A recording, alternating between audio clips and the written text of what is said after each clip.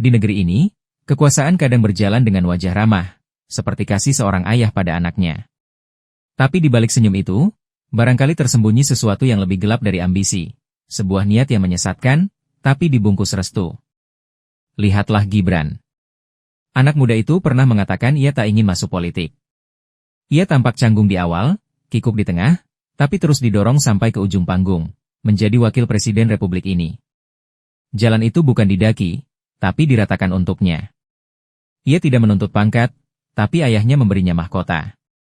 Bobby pun demikian. Menantu yang barangkali hanya ingin tenang dengan keluarga kecilnya, tiba-tiba jadi wali kota, dan kini gubernur. Kita tak mendengar ia menggugat posisi.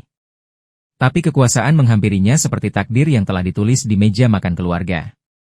Dan tak ada yang berani berkata, tidak. Kaesang, yang paling muda, paling riang, dan paling lugu dalam politik, kini telah memegang kemudi sebuah partai. Padahal yang ia pimpin bukan partai anak muda, tapi partai ambisi tua yang sedang menyamar dalam baju anak-anak. Apa yang sebenarnya sedang diwariskan seorang ayah kepada darah dagingnya, publik mungkin melihat ini sebagai keistimewaan. Tapi sejarah, seperti yang pernah ditulis Pramudia, tak pernah memberi ampun pada kemewahan yang diperoleh tanpa peluh. Rakyat mencatat. Rakyat mengamati. Dan di antara bisik-bisik itu, tumbuh kesimpulan, bahwa Jokowi, dengan sengaja, sedang mengkhianati anak-anaknya sendiri, dengan cara paling keji yang pernah dilakukan seorang ayah, menyeret mereka ke dalam pusaran politik kotor, agar jadi tameng, jadi perpanjangan tangan, jadi warisan, jadi alat. Dan bukankah ini yang dimaksud Profesor Mahfud MD sebagai pikiran iblis, ketika kekuasaan bukan lagi alat untuk mengabdi, melainkan alat untuk menanam anak cucu ke dalam pusaran yang akan menghancurkan mereka perlahan, dari dalam. Karena sejarah tak bisa dilawan dengan nama belakang. Kekuasaan tak bisa dibungkus selamanya dengan niat baik. Dan publik tak akan lupa bagaimana semua ini terjadi, dari putusan Mahkamah Konstitusi yang rusak hingga restu istana yang diam tapi tajam. Anak-anak itu, satu persatu, dipakaikan baju kebesaran. Tapi mereka lupa, baju itu penuh duri.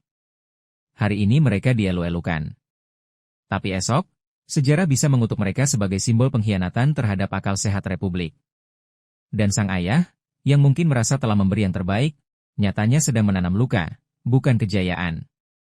Bukan cinta, tapi jebakan. Bukan perlindungan, tapi penyesatan. Mungkin suatu hari mereka akan duduk dalam sunyi, dan sadar, bahwa dosa terbesar bukanlah tidak dicintai. Tapi dicintai dengan cara yang keliru.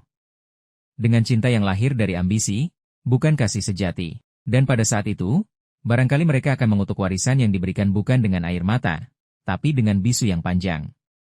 Karena sesungguhnya, apa yang diwariskan sang ayah, bukanlah kejayaan, tapi kutukan.